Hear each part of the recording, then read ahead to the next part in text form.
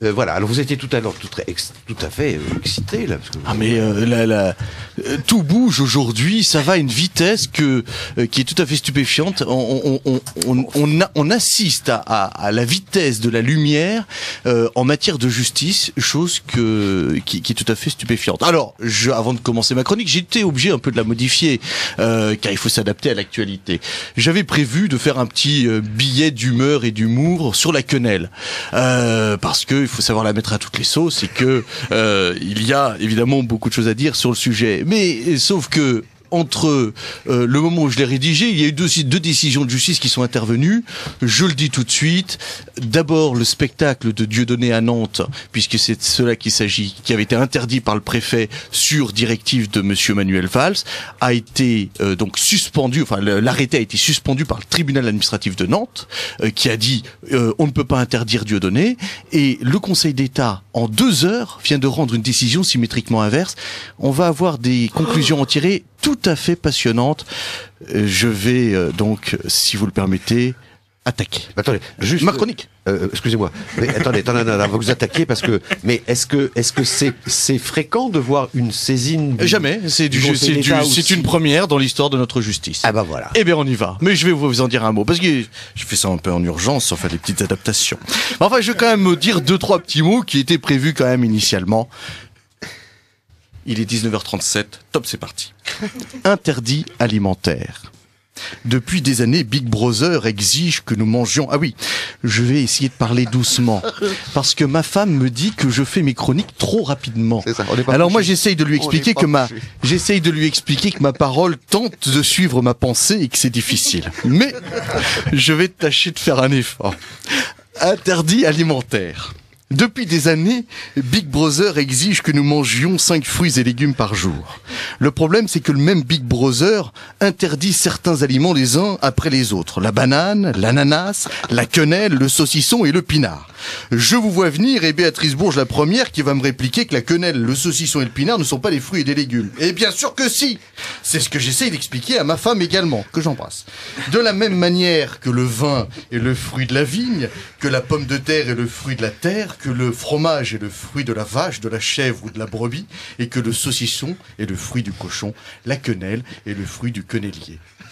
Et on ne fait pas de quenelle sans casser des œufs, car je rappelle que pour une véritable quenelle, il faut du brochet, de la farine et des œufs.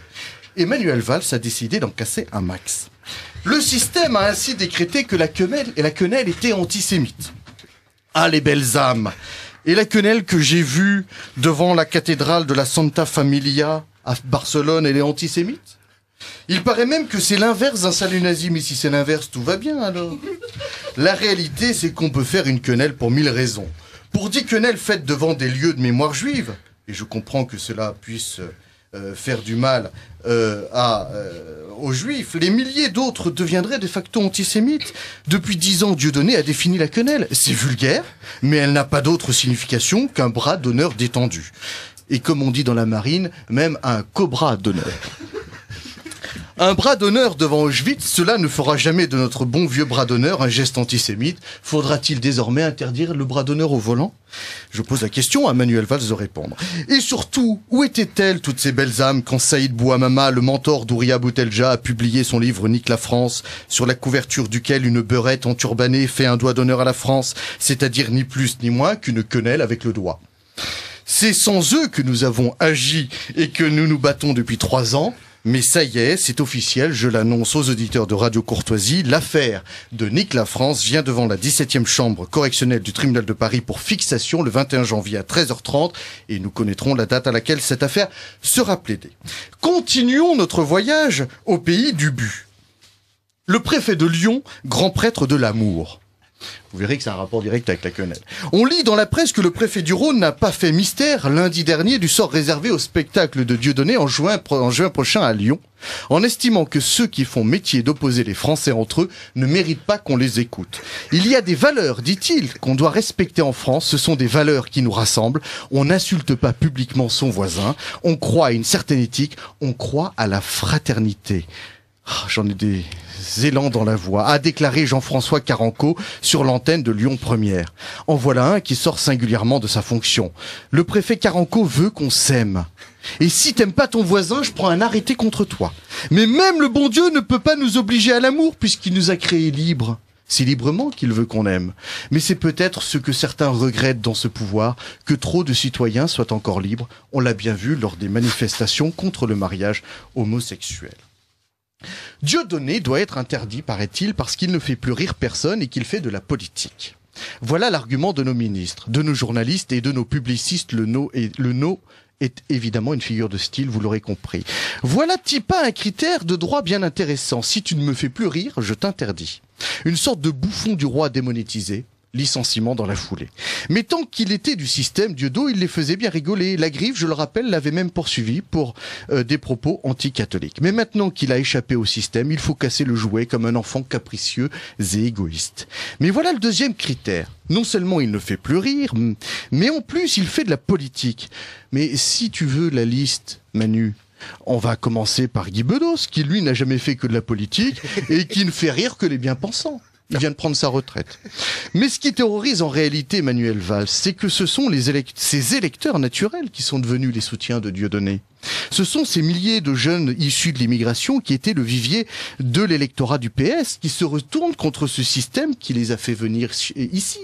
Et qui sont effectivement, maintenant en France, et qui pour la plupart ont la nationalité française. Ce sont eux qui ont permis l'élection de François Hollande. Nous avons eu les statistiques électorales. L'action de Manuel n'est que l'aveu, me semble-t-il, de la panique qui les étreint. Résultat, une tentative de lynchage en direct. En réalité, la tentative a finalement abouti judiciairement.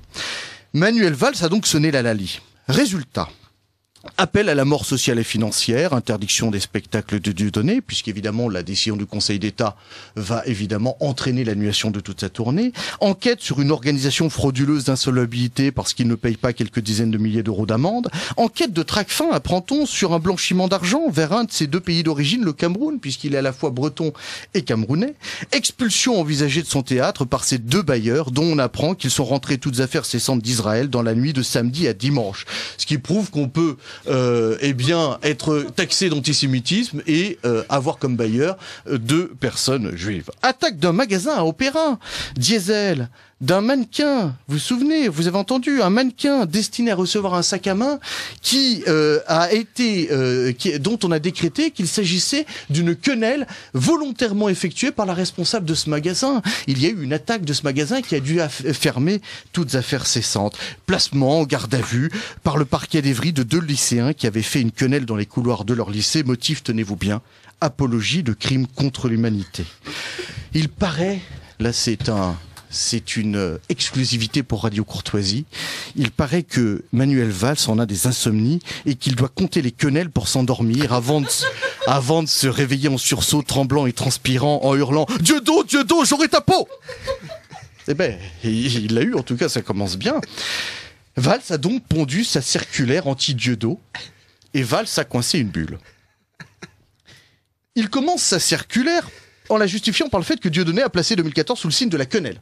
On a tout un paragraphe sur le sujet, on ne sait pas en quoi le signe de la quenelle serait problématique, mais il l'a placé sous le signe de la quenelle, on n'a pas la moindre explication, la quenelle est, cela suffit. Il use de deux arguments de droit, le trouble à l'ordre public. Je rappelle les trois composantes de l'ordre public, l'atteinte à la sécurité publique, enfin la salubrité publique et la tranquillité publique. Et si les appels d'Arnaud Klarsfeld à créer des troubles à l'ordre public étaient entendus, il appartient alors au pouvoir public de protéger le spectacle. C'est la fameuse jurisprudence de René Benjamin qui n'était pas franchement un gauchiste. Je rappelle cette jurisprudence qui oblige les pouvoirs publics à assurer l'ordre public de ceux qui sont censés pouvoir s'exprimer. Donc, vu que le trouble à l'ordre public, il savait que ça ne marcherait pas, mais finalement ça a marché, mais on va voir dans quelles conditions. Manu a eu une idée de génie, invoquer le lancer de nain. Le Conseil d'État a en effet dégagé en 1995 une quatrième composante de l'ordre public, l'atteinte à la dignité humaine. En l'espèce, l'interdiction du spectacle de lancer de nain. Mais peut-être que Dieudo fait dans son spectacle que je n'ai pas vu du lancer de nain politique, ceci expliquant cela. Au-delà de la question de l'ordre public et de l'arrêt René Benjamin, qui, rappelons-le encore une fois, était un écrivain taxé d'extrême droite selon les critères du gouvernement, la règle cardinale est celle de l'arrêt Hanside de 1976 de la Cour européenne des droits de l'homme. La liberté d'expression protège toutes les idées, même celles qui choquent, qui heurtent ou qui blessent. Eh bien, cet arrêt a vécu avec cette décision aujourd'hui. Mais vous verrez que nous aurons des conséquences très intéressantes à en tirer. La circulaire de Manuel Valls au préfet se termine ainsi. Vous rendrez compte, sans délai, à mon cabinet et au cabinet du secrétaire général du ministère, des décisions et actions intervenues au titre de la présente circulaire. Traduction, interdisez sinon